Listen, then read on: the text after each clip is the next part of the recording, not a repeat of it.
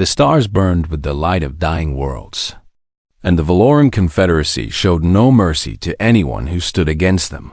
For 300 years, they had conquered system after system, planet after planet, species after species. Their warships darkened the skies of 1,000 worlds, and their soldiers marched through the ashes of civilizations that had once dreamed of peace. The Cathari were the last free people in the galaxy, and they knew their time was running out. High Commander Vorath stood on the bridge of his flagship and watched the tactical display with tired eyes. The blue dots that represented his remaining fleet grew fewer every day, while the red swarm of Valoran ships spread across the map like a disease. "How long do we have?" he asked his tactical officer. "Perhaps 10 rotations, Commander," came the grim reply. "Perhaps less if they bring their reserve fleets forward." Vorath closed his 4 eyes and let out a slow breath. His people had fought with everything they had, but it was never enough. The Valorans were too many, too strong, too cruel. In the council chambers below, the elders argued about surrender terms and evacuation plans. Some wanted to flee to the outer reaches of the galaxy, to hide in the dark spaces between stars. Others wanted to fight to the last soldier, to die with honor rather than live as slaves. But one elder, a very old female named Cythera, spoke of something else entirely. "There is another way," she said in her trembling voice. And the chamber fell silent. Cythera had lived for over 400 years. She was the keeper of ancient knowledge, the guardian of secrets that most Cathari had forgotten. When she spoke, even the proudest warriors listened. "In the oldest records, there are warnings," she continued. "Warnings carved into stone on worlds that existed before our species learned to walk. Warnings written in languages that took our scholars centuries to decode." "What warnings?" asked one of the younger council members. Cythera's eyes grew distant, as if she was looking at something far away and long ago. "Do not wake them," she whispered. "Let the humans sleep." The word sent a chill through the chamber. Humans were a myth, a legend, a ghost story told to frighten children. They were said to have existed thousands of years ago, a species so dangerous that the ancient powers of the galaxy had united to destroy them. "The humans are not real," scoffed a military commander.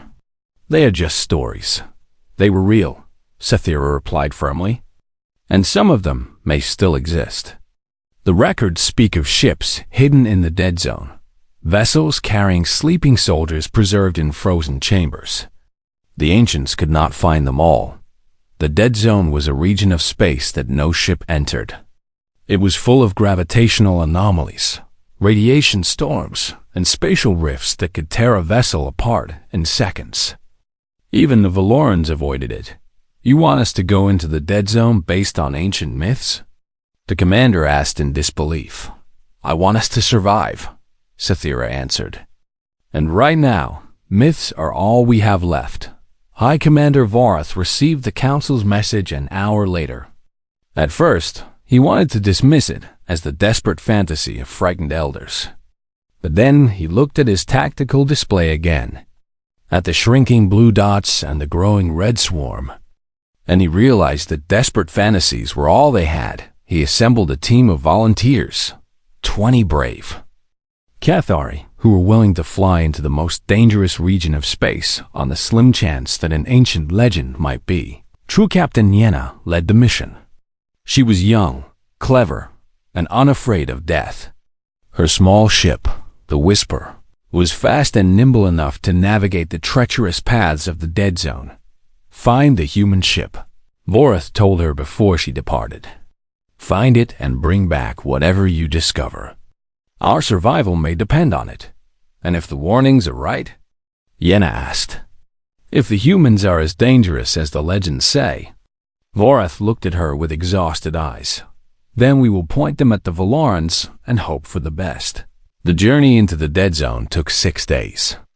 Yenna lost 2 crew members to irradiation, burst and nearly lost her ship twice to gravitational eddies that appeared without warning.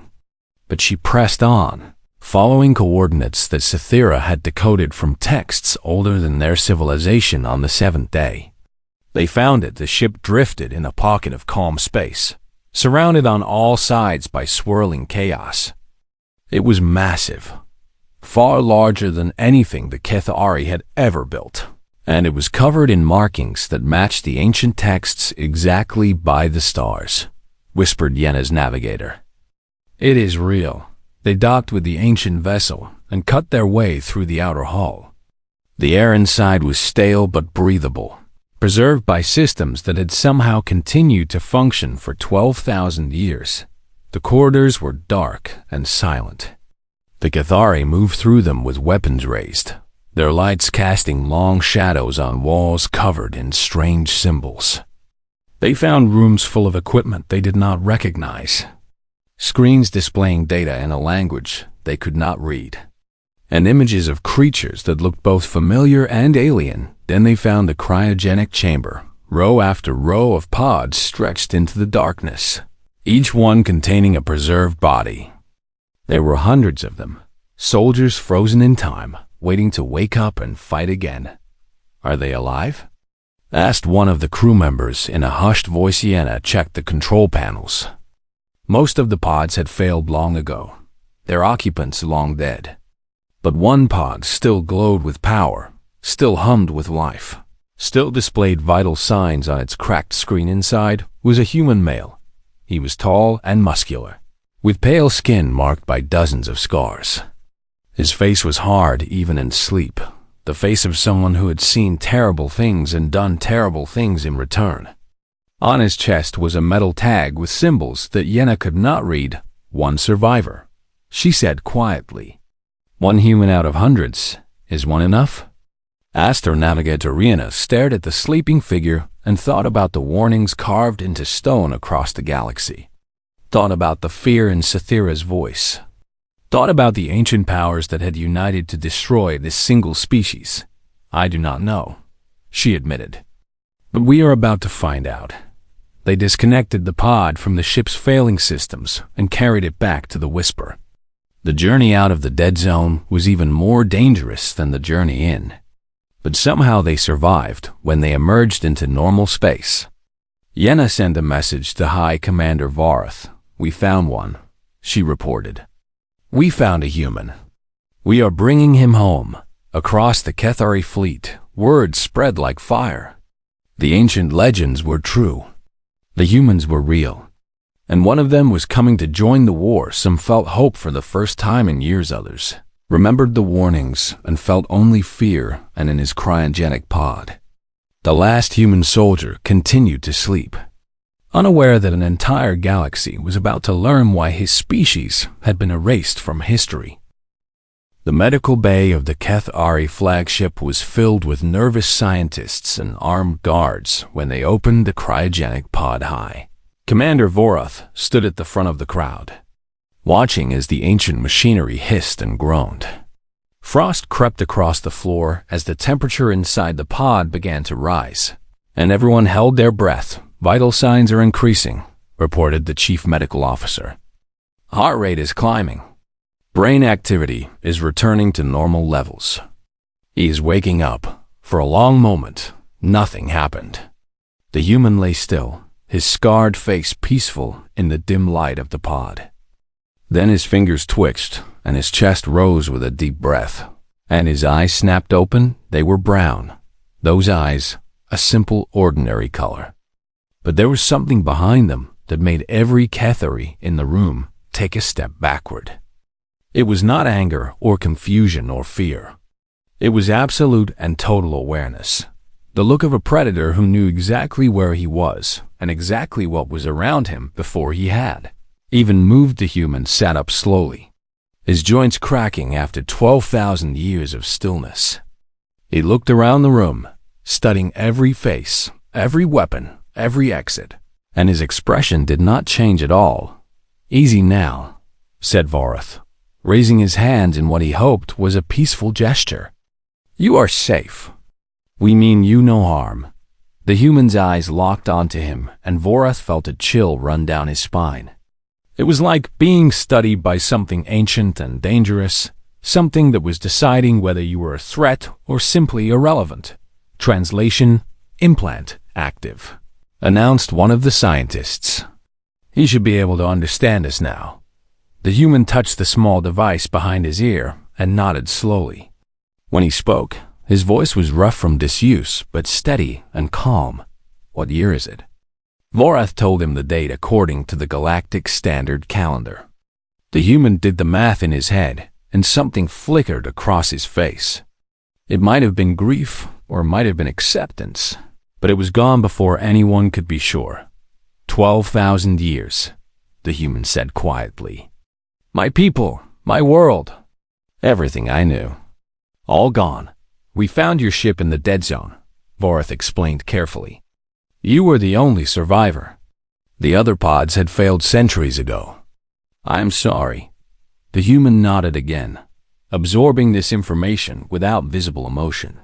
Then he swung his legs over the side of the pod and stood up. He was taller than any Kethari, broader and more solid, built like a creature designed for violence. The medical officer rushed forward to check his vitals, but the human waved her away. I am fine, he said. Cryosickness passes quickly. My people were engineered for extended hibernation. It was necessary for the long voyages. Engineered? Asked one of the scientists with obvious curiosity. Modified at the genetic level, the human explained. Faster healing, denser bones, enhanced reflexes. Standard military augmentation for the Terran extrasolar cores. Nothing special, he said, as if rebuilding a species from the ground up was an ordinary thing to Vorath. Stepped forward and introduced himself properly. He explained who the Kethari were, where they came from, and why they had gone looking for the legendary human ship. He spoke of the Valoran Confederacy and their 300 years of conquest, of the billions who had died, of the worlds that had been burned to ash. The human listened without interruption, his brown eyes never leaving Vorath's face. When the story was finished, he asked his first question. How many enemy ships? Vorath checked his datapad. Approximately 14,000 vessels in our system alone.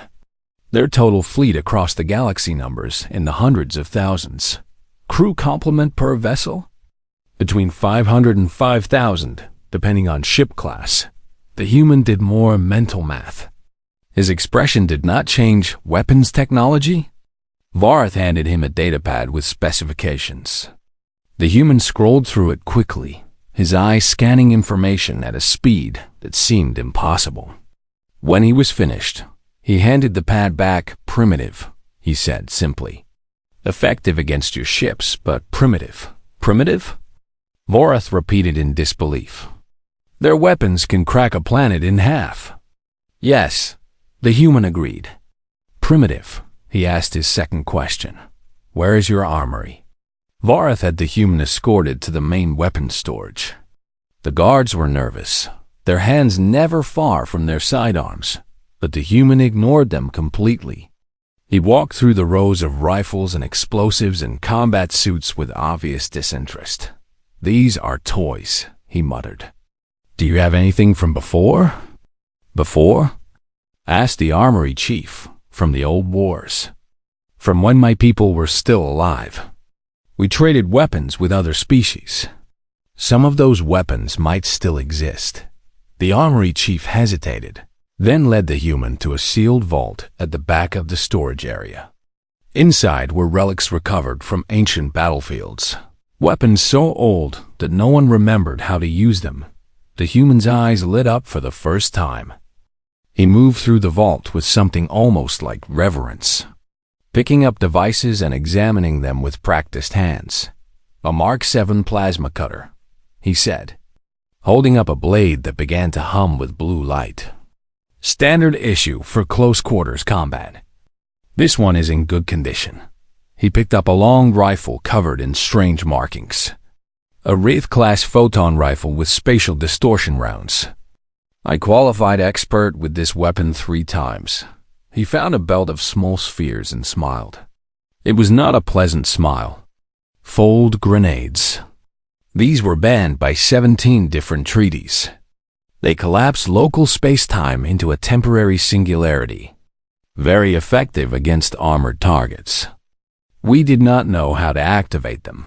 The armory chief admitted. That was probably for the best. The human replied. He gathered his chosen weapons and turned to face Vorath, who had followed him into the vault. You still have not told me your name. Vorath said. Sergeant Marcus Cole, the human answered. Terran Extrasolar Corps' 4th Rapid Response Division. I was part of the last defensive line when the Coalition came for us.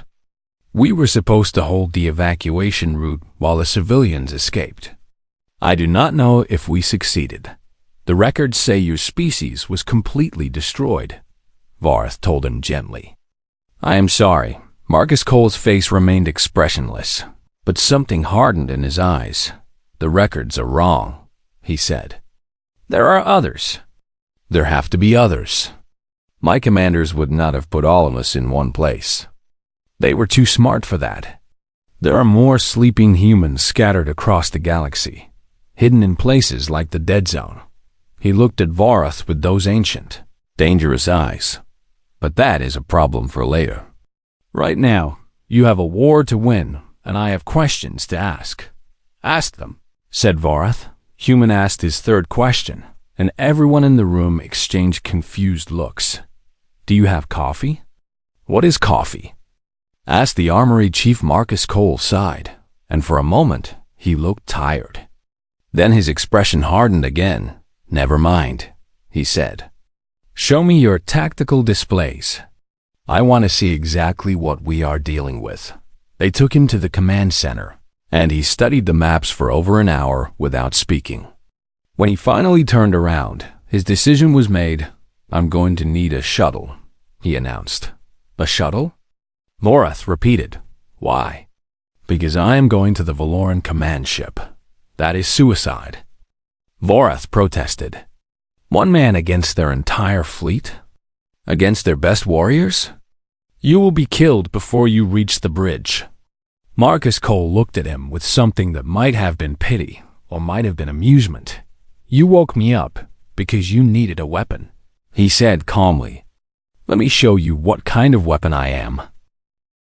The news spread through the Kethari fleet like wildfire. The human was going to attack the Valoran command ship alone. Some thought it was a joke. Others thought it was madness. A few thought it was the bravest thing they had ever heard. But everyone agreed on one thing. Marcus Cole was going to die. High Commander Vorath tried one more time to change his mind. He found the human in a small training room, preparing his body for the battle ahead. Please reconsider, Vorath said. I can give you soldiers, hundreds of them, our best warriors. I can provide air support and heavy weapons. You do not have to do this alone. Marcus stopped his stretching routine and looked at the Kethari commander with patient eyes. Your soldiers would slow me down, he said simply. Air support would give away my position. Heavy weapons would make me a target. I work best alone. But the Valoran shock troops, I have studied your reports on them, Marcus interrupted. They are large and strong and fast. They have natural armor and claws that can tear through metal. They are trained from birth to kill. They have never lost a battle in 300 years. Then you understand why this is impossible. Vorath insisted. Marcus shook his head slowly.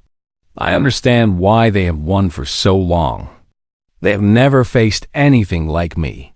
Your species and all the others you have encountered evolved for different purposes. Some for thinking, some for building, some for surviving harsh environments. My species evolved for one purpose above all others. What purpose? Persistence hunting, Marcus answered. On our homeworld, we were not the fastest animals or the strongest. We did not have claws or fangs or armor. But we could run longer than any other creature on the planet.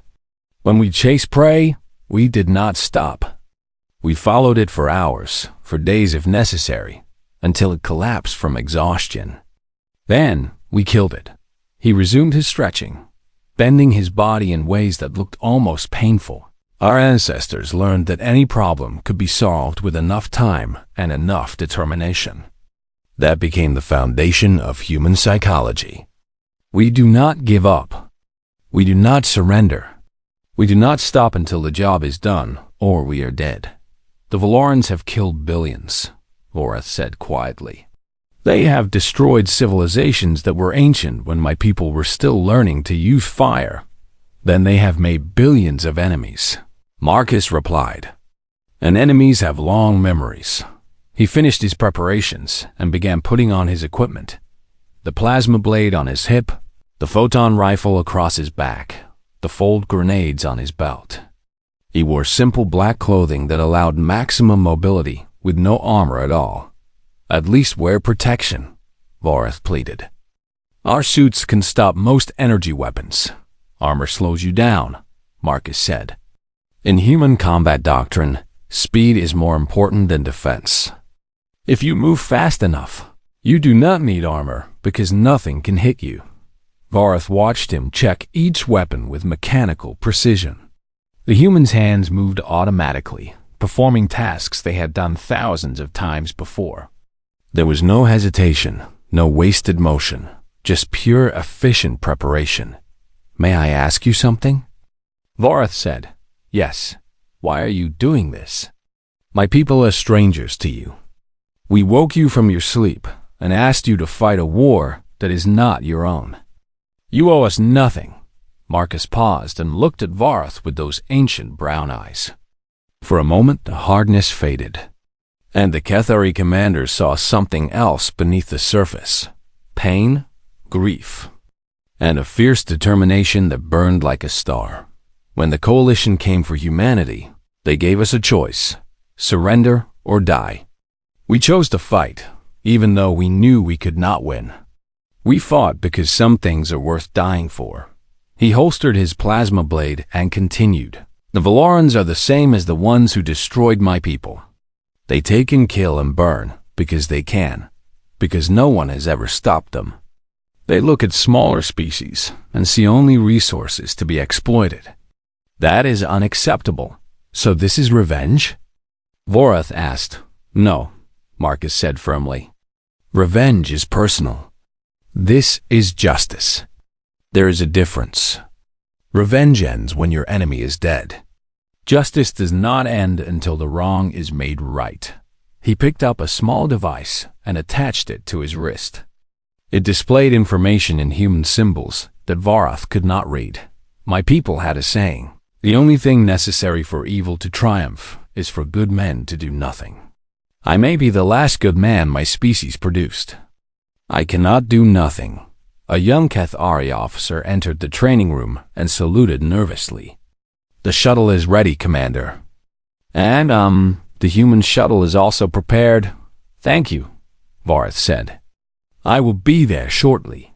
The officer hesitated, staring at Marcus with obvious curiosity. Is it true? Are you really going to fight them alone? Marcus smiled, and it was almost gentle. What is your name, soldier? Kethro, sir. Junior Lieutenant Kethro. Kethro, how many people have the Valorans killed? The young officer swallowed hard. Billions, sir. Maybe more. And how does that make you feel? Kethro's hands clenched into fists. Angry, sir. Helpless. I wish I could make them pay for what they have done. Marcus nodded and put a hand on the young officer's shoulder. Hold on to that feeling. Remember it. After today, you will never feel helpless again. I promise you that. He walked out of the training room, leaving Vorath and Kethro standing in silence. The shuttle bay was crowded with Cathari, who had come to watch the human depart.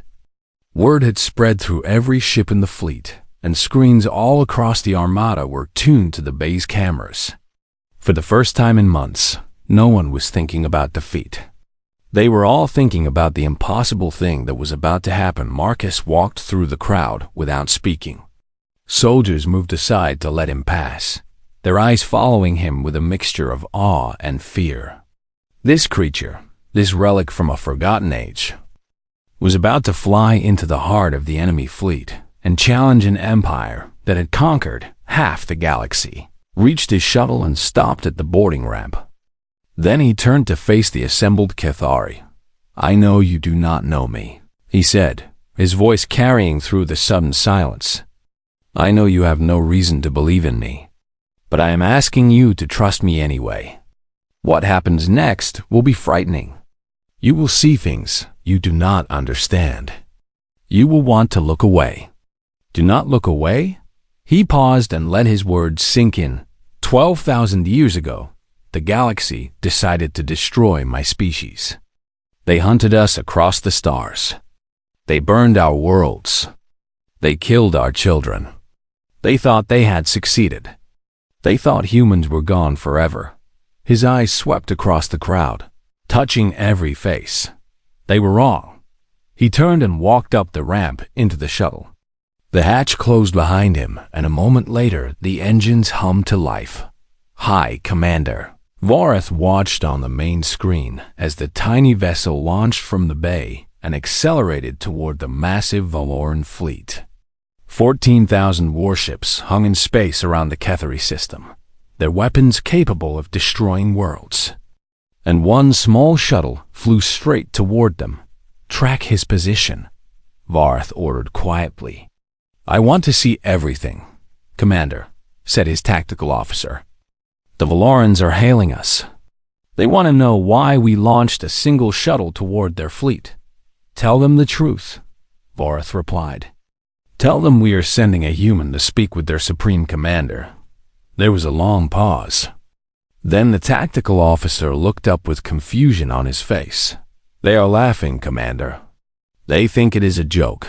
Vorath watched the shuttle on his screen, a single blue dot moving toward the vast red swarm. They will not be laughing for long. The Valoran command carrier was the largest warship in the galaxy, a floating fortress that measured over 20 kilometers from bow to stern. It carried 50,000 soldiers, 200 fighter craft, and enough firepower to reduce a planet to molten slag. It had never been boarded by an enemy. It had never even been scratched. Supreme Commander Zethrak stood on the bridge and watched the tiny Cathari shuttle approach. He was enormous even by Valoran standards, standing 3 meters tall with scales as black as space and claws that had killed more enemies than he could count. He had conquered 17 star systems personally and overseen the destruction of 4 entire species.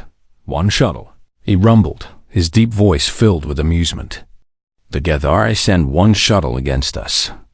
Have they finally lost their minds?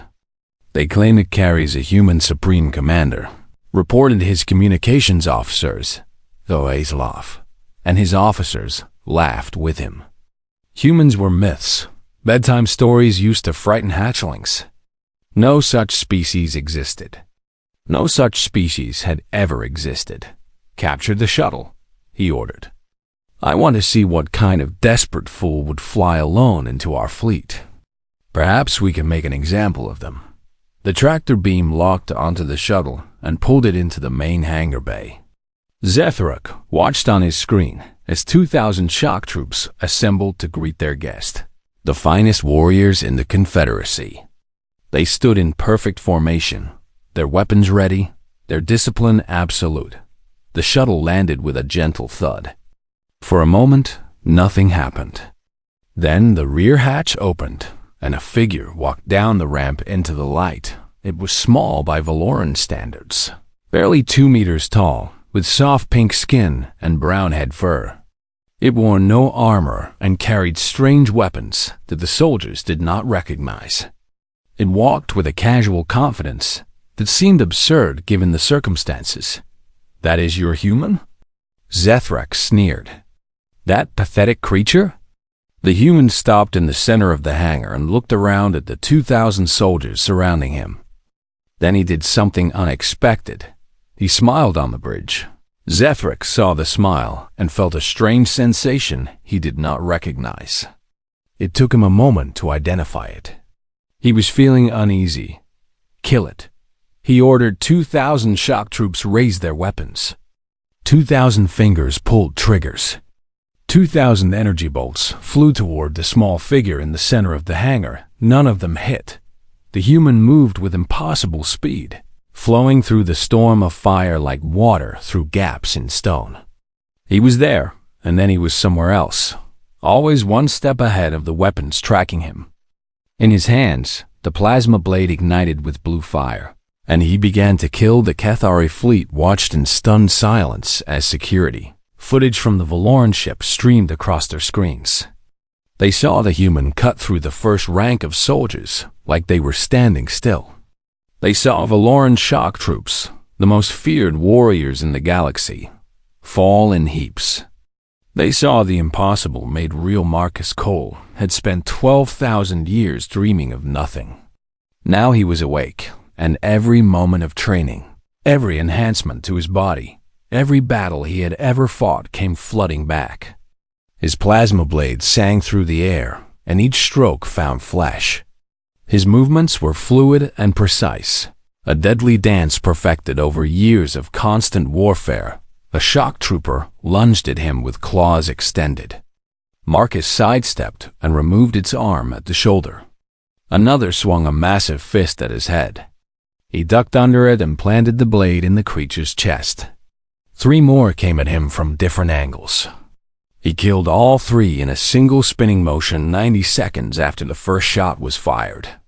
2,000 shock troops lay dead or dying on the hangar floor. Marcus stood alone among the bodies, breathing steadily, his blade still humming in his hand.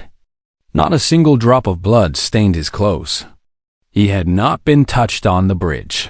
Supreme Commander Zethrak stared at his screen with something he had never felt before. Fear. Send the 2nd Battalion. He snarled. Send the 3rd.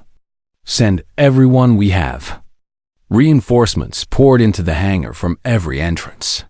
Soldiers by the hundreds, then by the thousands, filled the corridors leading to the invader.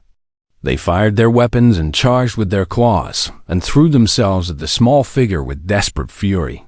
It made no difference. Marcus advanced through them like a force of nature, unstoppable and inevitable. When his rifle ran dry, he used his blade. When enemies got too close, he used his hands. He broke bones and crushed throats and snapped spines with casual efficiency. Every motion was economical. Every strike was lethal. He reached the first bulkhead door and found it sealed. A fold grenade solved that problem. The door and the soldiers behind it simply ceased to exist, collapsed into a point of darkness that vanished as quickly as it appeared. He moved through the ship deck by deck, following signs he could not read toward the command center he knew must exist. More soldiers tried to stop him. More soldiers failed. The bodies piled up behind him, a trail of violet blood marking his path on the bridge. Zethrak watched his best warriors die like insects. He watched veterans who had conquered worlds fall to this single impossible creature. He watched 3 centuries of Valoran dominance crumble in minutes. Deploy the elite guard, he ordered, his voice shaking. Bring them all. The elite guard were the Supreme Commander's personal protectors. 100 warriors selected from billions, enhanced and trained and hardened until they were living weapons. They had never lost a fight. They had never retreated from any enemy. They met the human outside the bridge entrance. The battle lasted 45 seconds. Marcus walked over their bodies and approached the sealed bridge door. He had 1 fold grenade left. He considered using it, then decided against it. Instead, he planted his feet and drove his fist into the reinforced metal. The door dented. He hit it again, and again, and again. Each blow rang through the ship like a drum. Each blow drove the metal inward. Finally, with a screech of tortured alloy, the door tore from its frame and crashed onto the bridge. Supreme Commander Zethrak stood alone at the center of his command post. His officers had fled. His guards were dead. For the first time in his life, he faced an enemy without an army at his back. He drew his ceremonial blade, a weapon that had killed 100 champions in ritual combat. I am Zethrak, he announced. Supreme Commander of the Valoran Confederacy. I have conquered 17 systems. I have destroyed 4 species. I do not fear death. Marcus walked onto the bridge, his own blade still glowing in his hand. He looked at the massive Valoran commander and felt nothing but cold determination. My name is Marcus Cole, he replied. Sergeant, Terran Extrasolar Corps' 4th Rapid Response Division. I do not care how many systems you have conquered or how many species you have destroyed. Today, your war ends. Zethrak roared and charged, his blade sweeping down in a killing arc. He was fast for his size, faster than any opponent he had ever faced. But Marcus was faster. Human stepped inside the Valoran's reach and planted his blade in Zethrak's chest. The Supreme Commander's eyes went wide with disbelief. He looked down at the glowing weapon buried in his heart, then up at the small creature who had defeated him. How? He whispered. Marcus looked into his dying eyes without pity. You forgot what we were, he said quietly. You erased us from history and told yourself we never existed. But we existed. We remembered. And now you will learn why the galaxy was so afraid of us. Zethrak fell. And the mightiest empire in the galaxy fell with him, from the first shot fired to the Supreme Commander's death. Exactly 8 minutes had passed. Marcus Cole stood on the bridge of the Valoran command carrier and looked out at the stars. Behind him, the Supreme Commander's body cooled on the deck. Around him, screens displayed panicked communications from across the fleet. The Empire was learning that its leader was dead, and the Empire did not know what to do. He walked to the main communications console and studied the controls. They were different from what he remembered, but the basic principles had not changed in 12,000 years. After a few moments of experimentation, he found what he was looking for, the fleet-wide broadcast system. He activated it and watched as his face appeared on every screen in the Valoran Armada. Then he expanded the signal, pushing it through relay stations and communication networks until it reached every corner of the galaxy. Every species, every world, every ship with a receiver saw the same image, a blood-splattered human standing on the bridge of the mightiest warship ever built. My name is Sergeant Marcus Cole, he began, his voice calm and steady. Terran Extrasolar Corps, 4th Rapid Response Division. 12,000 years ago, your ancestors made war against humanity. You formed a coalition of species and attacked our worlds without warning. You burned our cities and killed our people. You hunted us across the stars until you believed we were extinct. He paused and let the words echo through space. You were wrong. We did not die. We hid. We slept. And now we are waking up in the Cathari fleet. High Commander Vorath watched the broadcast with tears streaming down his face. Around him, his officers stood in shocked silence. They had seen the impossible. They had watched a single soldier destroy an army in minutes. They did not know what to believe anymore. There are more of us, Marcus continued. Hundreds of us, maybe thousands, scattered across the galaxy in hidden places. Every cryogenic pod is a promise. Every sleeping human is a debt waiting to be collected. You thought you had erased us from history. But history has a way of repeating itself. He leaned forward, and his brown eyes seemed to stare directly into the soul of everyone watching. The Valoran Confederacy will withdraw from all occupied systems within one standard rotation. You will release every enslaved species. You will free every prisoner. You will dismantle your war fleets and return to your homeworld. You will pay reparations to every civilization you have harmed. And you will never threaten another species again. His voice hardened into something cold and final. If you refuse, I will wake up my friends, and we will come for you.